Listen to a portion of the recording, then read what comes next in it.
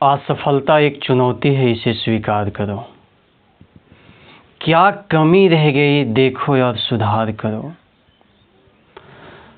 जब तक सफल न हो नींद और चैन को त्यागो तुम। संघर्ष के मैदान छोड़कर नहीं भागो तुम। बिना कुछ किए जय जयकार नहीं होती और कोशिश करने वालों की कभी हार नहीं होती। नमस्कार दोस्तों, this is me Sadanand Prakash SP sir. I am going to discuss about UPSC Maths Linear Algebra.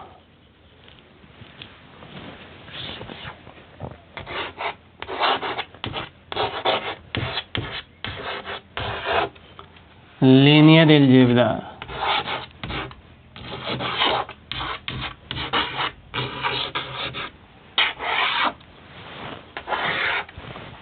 समझेंगे ये लीनियर अलजेब्रा में आप लोग को वेक्टर स्पेस पहला टॉपिक है।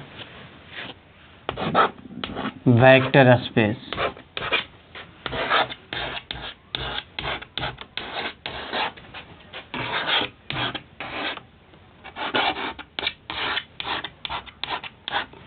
वेक्टर स्पेस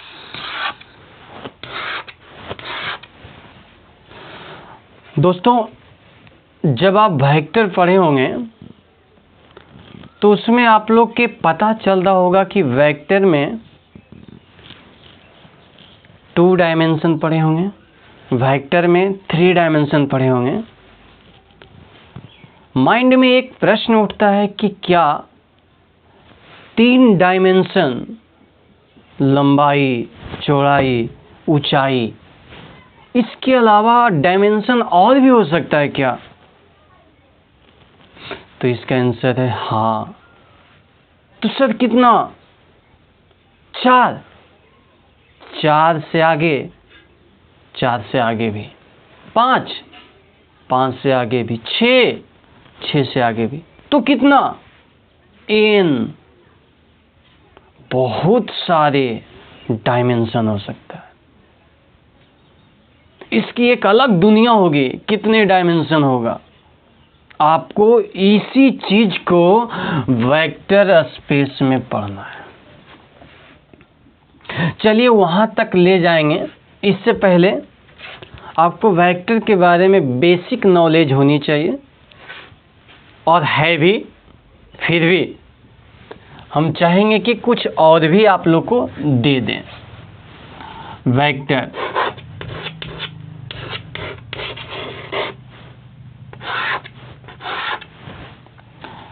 देखिए, आप यहाँ पर ये जानते होंगे वेक्टर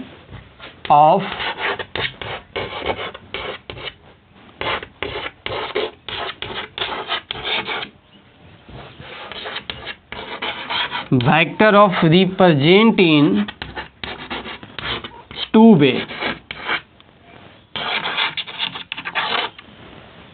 ये क्या है? वेक्टर को 2 तरह से दिखाया जाता है, रिप्रेजेंट किया जाता है, आपके सामने दिखाया जाता है 2 तरह से। क्या है भाई? पहला है लिस्ट ऑफ नंबर।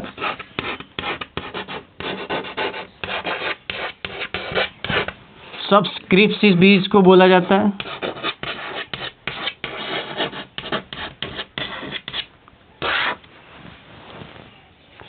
सबस्क्रिप्ट भी बोला जाता है, सबस्क्रिप्ट्स भी बोला जाता है। ये लिस्ट ऑफ नंबर है। इसका मतलब होता है कि इसमें नंबर को एक लिस्ट में दिखाना होता है। चलिए दूसरा,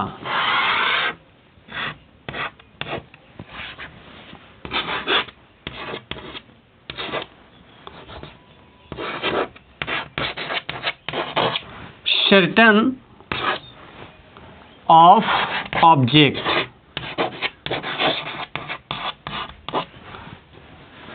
अच्छा, आपको ये हम देख लेते हैं कि दिखाई दे रहा है कि नहीं। सॉरी, ये दिखाई नहीं दे रहा है इतना दूर। सर्टन ऑफ ऑब्जेक्ट, हम थोड़ा सा ऊपर लिखना चाहेंगे। देखिए भाई, संसाधन कम है, लक्ष्य बड़ा है, इसलिए मेहनत ज़्यादा करना पड़ेगा। हाँ, तो देखिएगा वेक्टर पहला है लिस्ट ऑफ नंबर,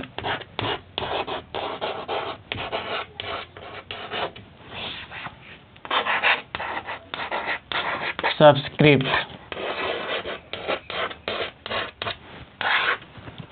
दूसरा है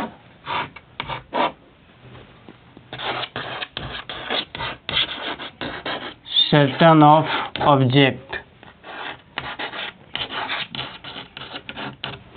जिसको बोला जाता है vector in physics, vector in physics.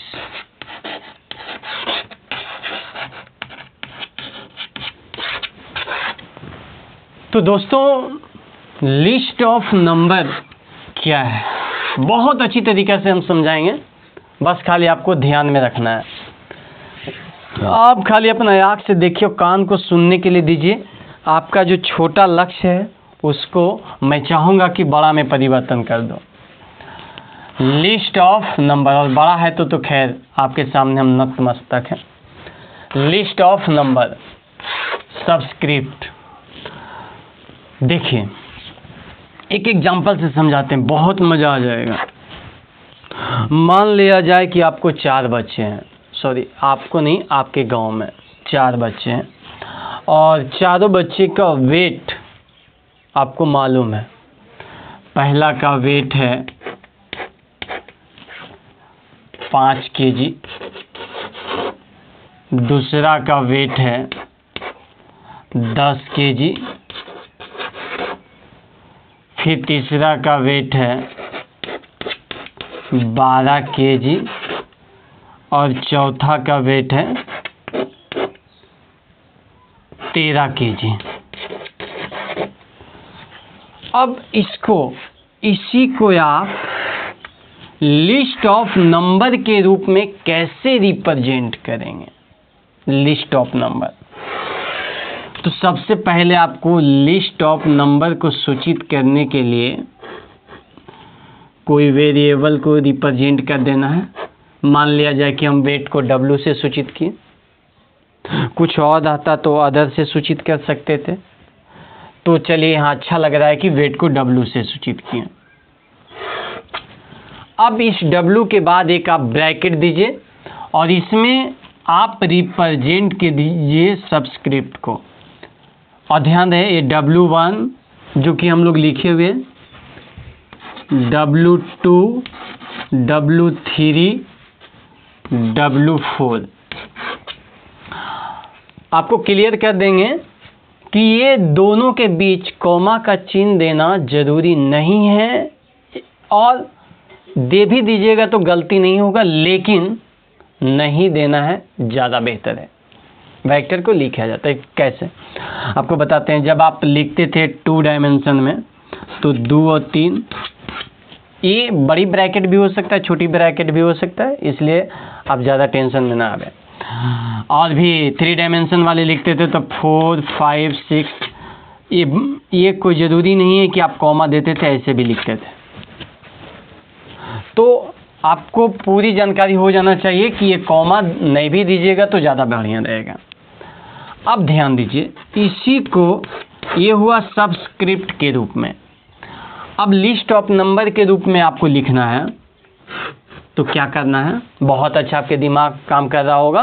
W1 का वैल्यू रख देना है 5, 10, 12, 13।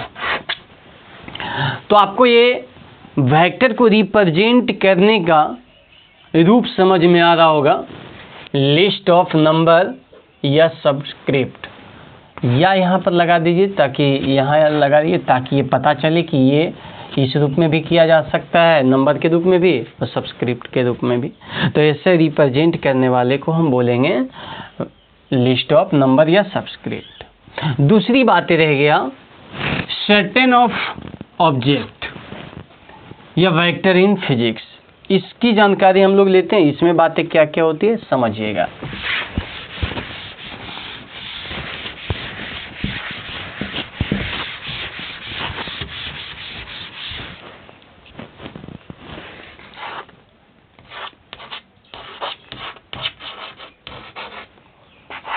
Certain of object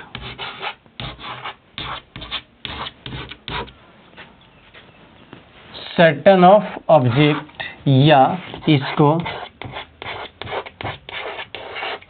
vector in physics भी बोल सकते हैं।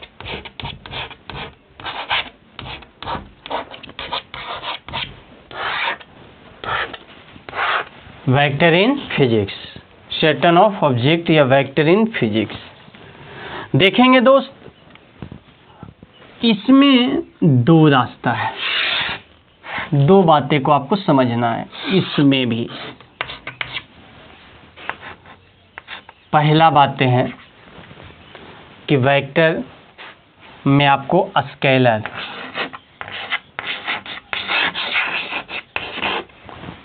जानना है और एक वेक्टर जानना है।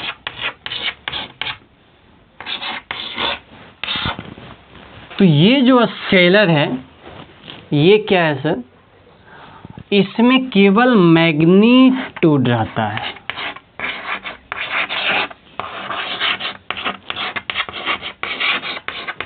इसमें केवल मैग्नीट्यूड रहता है, only magnitude, only for magnitude, कोई नहीं, ओनली फॉर मैग्नीट्यूड। सर इसमें क्या रहता है, इसमें पहला तो मैग्नीट्यूड रहता है वही जो उसमें रहता है,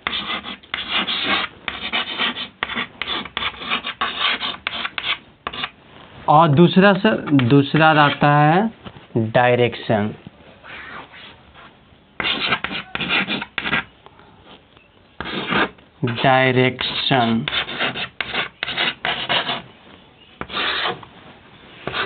अब आपको पता है कि ये जो मैग्नीट्यूड वाले, केवल मैग्नीट्यूड वाले दुनिया में क्या है, फिजिक्स में क्या है जिसमें केवल मैग्नीट्यूड है, आपको पूरी पता होगा। ले लीजिए आप मास, बहुत अच्छा, इसमें केवल मैग्नीट्यूड है, किसी भी डायरेक्शन की ज़रूरत नहीं, किसी भी दिशा की ज़रूरत नहीं है, केवल मैग्नीट्यूड है, केवल परिणाम है। हिंदी में इसको परिणाम भी बोला जाता है, परिणाम ही बोला जाता है, केवल परिमाण है। तो ये जो परिमाण है इसमें किसी का वजन चाहिए, हमको जाके वेट करना है, तो क्या ऐसा थोड़ा है कि हम पूरब दिशा में वेट करवाएंगे तो हम 20 kg हो जाएंगे, अब पश्चिम दिशा घूम जाएंगे तो 15 kg होंगे, ऐसा तो नहीं होगा। वेट के लिए किसी भी प्रकार के दिशा की ज़रूरत नहीं पड़ता है, मेरा मास के लिए किसी भी प्रकार के दिशा की ज़रूरत नहीं है। तो ये मेरा मास हो गया। मास के साथ साथ ये आप टाइम समझ लीजिए, टाइम के लिए किसी भी दिशा के ज़रूरत नहीं पड़ता है। अब आप आइए वेक्टर में। वेक्टर में आप समझ लीजिए फोर्स,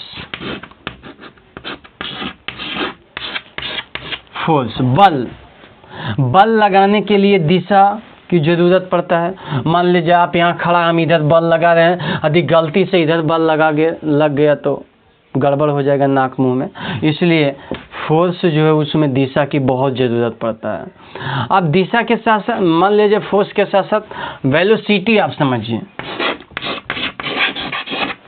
वेलोसिटी आप क्लास 12th में ये सब बहुत अच्छा से पढ़े होंगे। वेलोसिटी, एक्सेलरेशन समझ लीजिए, डिस्प्लेसमेंट समझ लीजिए, ये सब जो आता है वो वेक्टर में आता है। जबकि इसमें स्पीड समझ लीजिए, मास समझ लीजिए, टाइम समझ लीजिए, वॉल्यूम समझ लीजिए, ये सब जो आता है स्केलर में आता है।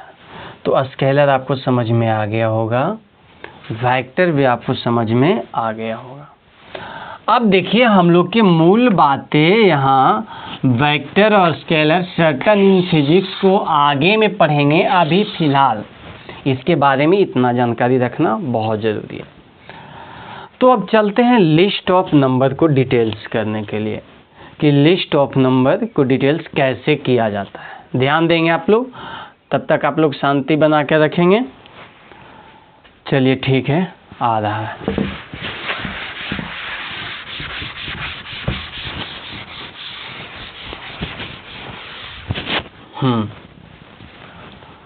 आपको यहाँ दिए जाने वाले कंटेंट इतना बेहतरीन रहेगा कि आशा करते हैं कि आपको किसी और की ज़रूरत नहीं पड़ेगा। चलिए, और पूरी कोशिश करवाऊंगा यदि आप लोग का हाँ वाह निकलता रहे, कम से कम कमेंट में कुछ करते रहें ताकि हमें हौसला बना हुआ रहे, और आपकी पूरी कोर्स मैं फ्री में करवाऊंगा। हाँ देखिएगा इधर। तो अब लिस्ट ऑफ नंबर की बात करते हैं। लिस्ट ऑफ नंबर,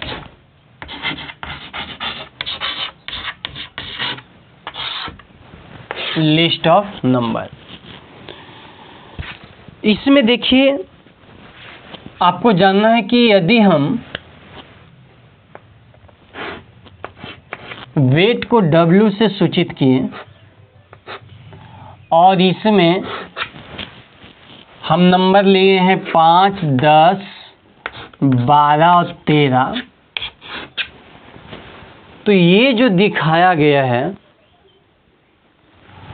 वो रो के रूप में दिखाया गया है, रो के रूप में। तो इसको बोलेंगे रो वेक्टर, रो वेक्टर। और यदि इसी को इस रूप में दिखाया जाता 5, 10, 12, 13, तो इसको हम लोग बोलेंगे कॉलम वेक्टर।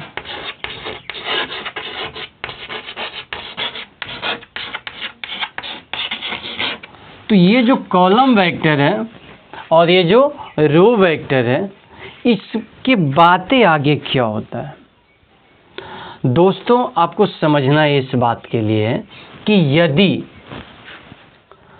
हम लोग को ये दोनों को यदि मान लिया जाए कि एक U है जिसमें दिया हुआ है 4, 5, 3, और एक V है जिसमें दिया हुआ है 5, 2, 1, और हमें U प्लस भी निकालना रहे, तो ध्यान देना है कि ये रो में है तो ये भी रो में होना चाहिए। और उसके बाद इसमें जितना मेंबर है पहला में, उतना ही मेंबर दूसरा में भी होना चाहिए,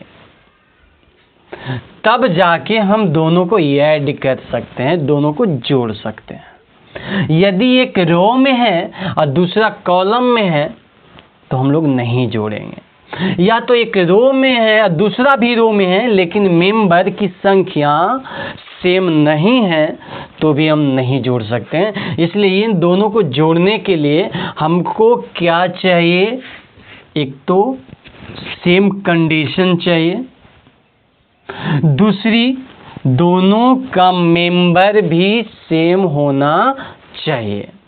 तो चलिए यदि हम ऐड करते हैं तो 5 और 4 9, 5, 2, 7, 3, 1, 4। समझ में आ रहा होगा, बहुत अच्छा। यदि हम लोग का कभी सब्ट्रैक्ट करने के लिए कह दिया गया कि आप एक दूसरे में घटाइए, तो क्या प्रक्रिया होगी, समझना है भाई।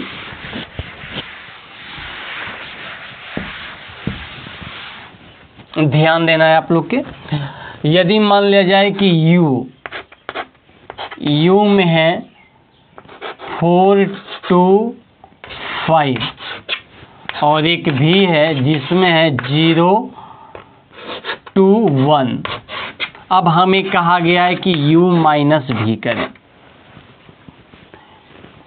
सब्ट्रैक्ट करें तो भाई आराम से घटा लेंगे। 4 में 0 गया 4, एकदम साधारण। 2 में 2 गया 0, 5 में 1 गया 4। क्या सर गुना,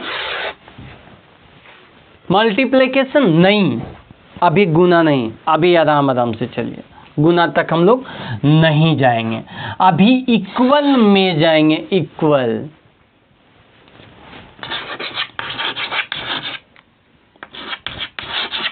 इक्वल।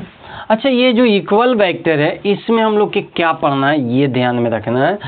देखिए आपको मालूम होना चाहिए कि यदि u 2 4 3 है और v 2 4 3 है, तो इसमें क्या होगा कि u का मेंबर कितने हैं? 3 है। इस v का मेंबर भी कितने? 3 है। उसके बाद हूबहू वही, मतलब सेम टू सेम वही मेंबर है जो u में है और जो v में है, तो हम कह सकते हैं कि u और v इक्वल है। तो इक्वल आपको समझ में आ गया होगा कि आप लोग के u और v इक्वल कैसे हुआ है।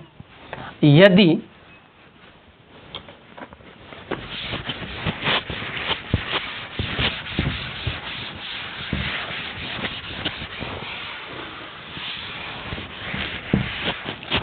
आपसे पूछा जाए कि भाई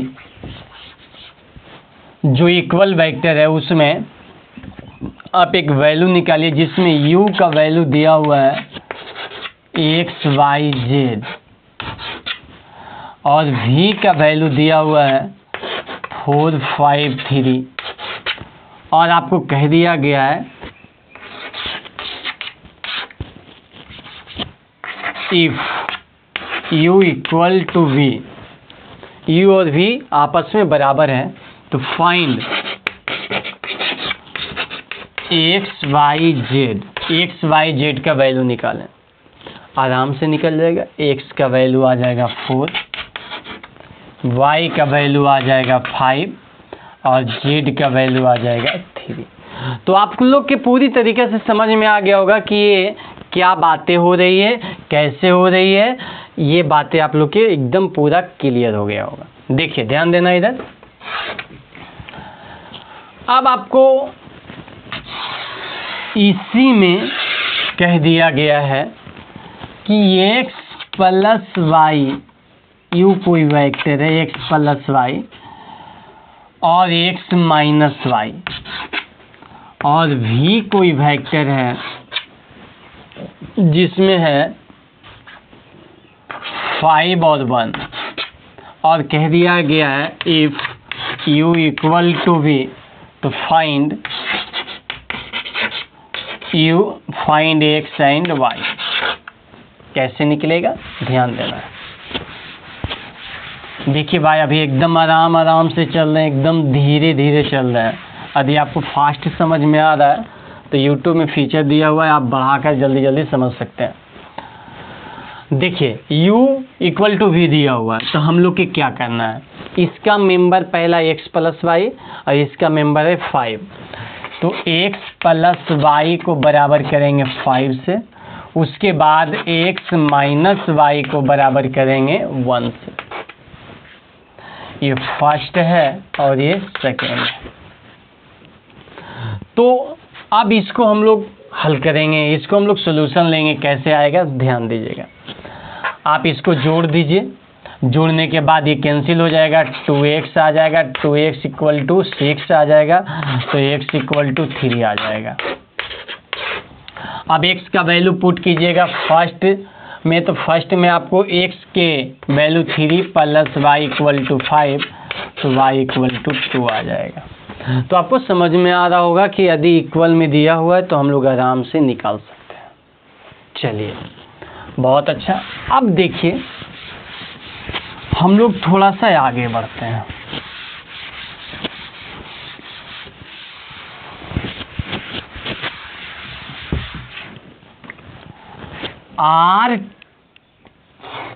टू दी पावर n, उसके बाद c to the power n। इसका मतलब क्या होता है? ये दो वर्ड आपको वेक्टर स्पेस में बहुत यूज होगा, और बुक में आपको देखिएगा तो ये थोड़ा सा डार्क रहेगा, डार्क, सी भी थोड़ा डार्क रहेगा। ये दोनों का मतलब क्या होता है ये समझिए आप। दोस्तों आर का मतलब होता है, देखिए एक बात और बता देते हैं आपको कि ये जो आर है उसको इस प्रकार से भी लिख सकते हैं, ये दोनों सेम है। ये डार्क कितना लिखेंगे, कितना डार्क करेंगे तो उसको ऐसे भी दिखा सकते हैं। आर रिप्रेजेंट करता है रियल नंबर,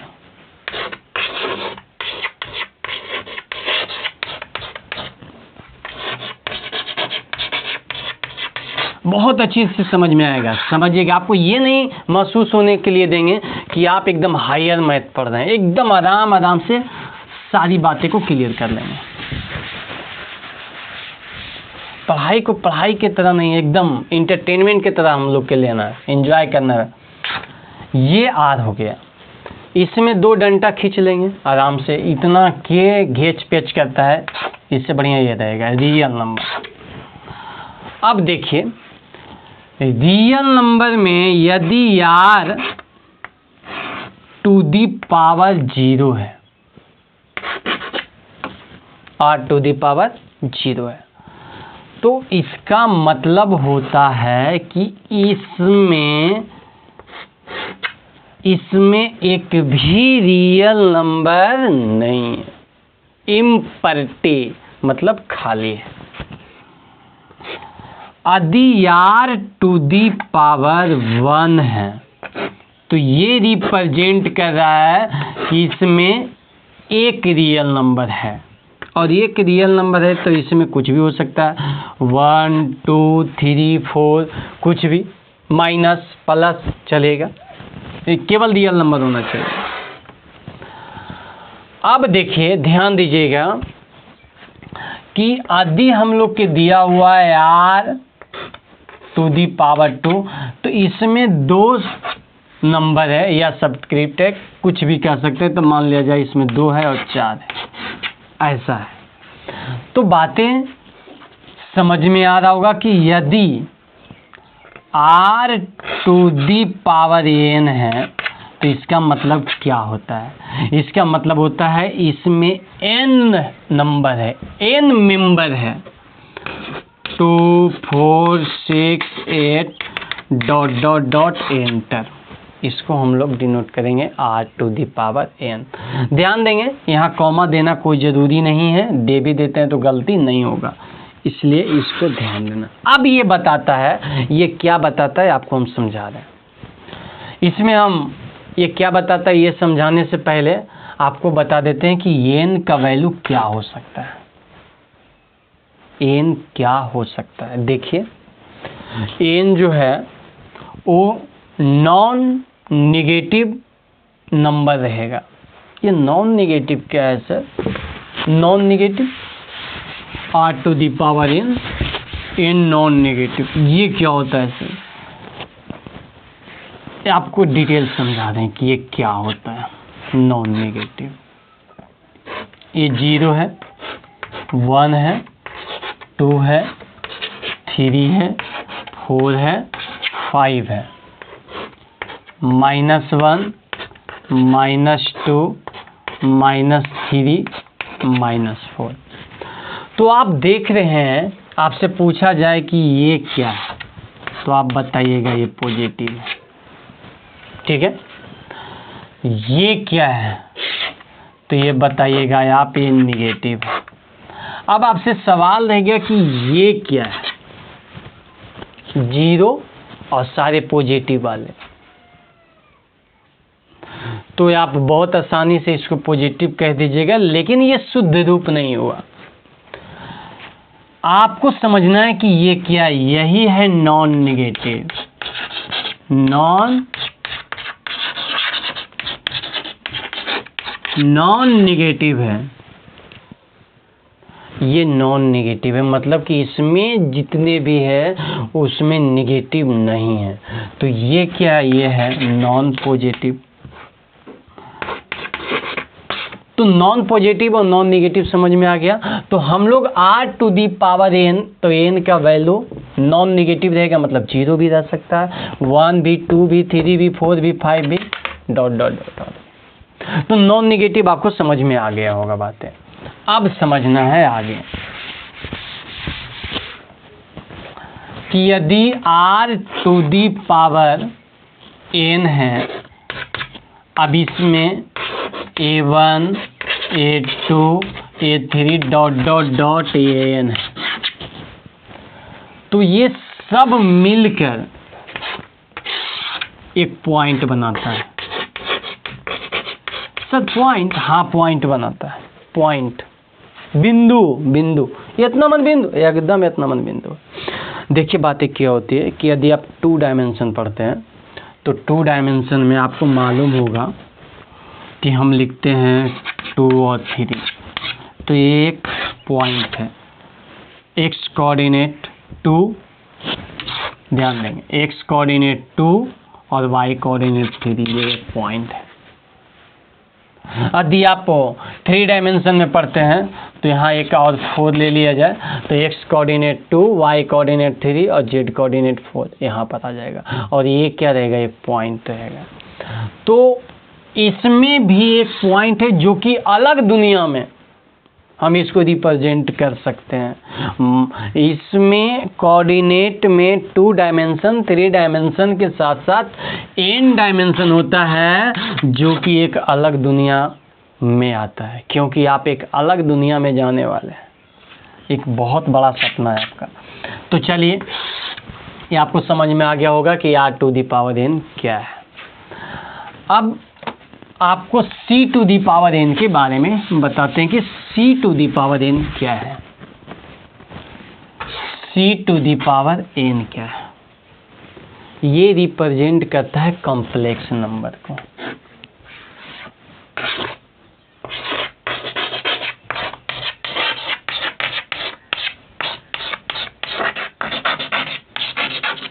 ये कॉम्प्लेक्स नंबर को सूचित करता है। कॉम्प्लेक्स नंबर को सूचित करता है, तो आपको दिमाग में आ रहा होगा कि सर कॉम्प्लेक्स नंबर को z भी सूचित करता है। अवश्य कॉम्प्लेक्स नंबर को z भी सूचित करता है। अब ये कैसा रूप रहता है सर? तो ये रहता है x + i/। बहुत अच्छी बात है, दिमाग में आप लोग के आ रहा होगा, ये x + i/। यदि सर 4 को बोला जाए तो ये कॉम्प्लेक्स नंबर है। हाँ कॉम्प्लेक्स नंबर है। कैसे सर? क्योंकि 4 को हम लिख सकते हैं 4 + 0i, ये कॉम्प्लेक्स नंबर है। सर यदि हम 5i को, हाँ ये भी कॉम्प्लेक्स नंबर है। कैसे? इसको हम लिख सकते हैं 0 + 5i। तो जो इस प्रकार से हम रिप्रेजेंट जिसको कर सकते हैं वो कॉम्प्लेक्स नंबर है। अब सर अब बातें बताते हैं आपको कि यदि हम बात करते हैं C1 का, तो इसका मतलब होता है इसमें एक कॉम्प्लेक्स नंबर है 4 + 3i। यदि हम बातें करते हैं C2 का, अब देखिए उतना बार बार गाढ़ा नहीं करेंगे, आप समझ जाइएगा कि ये कॉम्प्लेक्स नंबर है। C⁴ की बात करते हैं, तो इसका मतलब होता है इसमें 2 कॉम्प्लेक्स नंबर है, जिसमें 2 + 3i और 4i भी लिखिए, कोई बात नहीं। सर इसमें ये कॉम्प्लेक्स नंबर के रूप में लिखें? हाँ अभी बताएं, ये भी एक कॉम्प्लेक्स नंबर है, ये भी एक कॉम्प्लेक्स नंबर है। उसी प्रकार C⁴n में n कॉम्प्लेक्स नंबर रहेगा। तो आपको बातें क्लियर हो गई होगी कि r⁴n जब हम कहीं लिखेंगे तो उसका मतलब क्या होगा, C⁴n लिखेंगे तो उसका मतलब क्या होगा। अब आपको कुछ एक्सरसाइज के रूप में छोटी छोटी बातें जो कि आप बहुत अच्छी तरीक़ा से बना सकते हैं। 2 3 इसमें r⁴ यहाँ भरना है, बॉक्स में कितना होगा 486, इसमें भी r टू दी पावर भरना, यहाँ पर क्या हो जाएगा 4,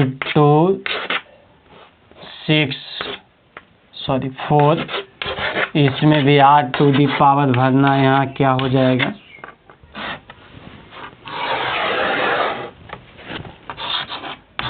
u x y v 4 5 if u equal to v, तो देन x और y बात। उसके बाद ये आपको 4 एक्सरसाइज 4 एग्जाम्पल आप लोग के बनाना है, और यदि आप बना लेते हैं तो इसका आंसर आप कमेंट सेक्शन में देंगे। फिर हम लोग नेक्स्ट वीडियो में मिलेंगे। Thank you.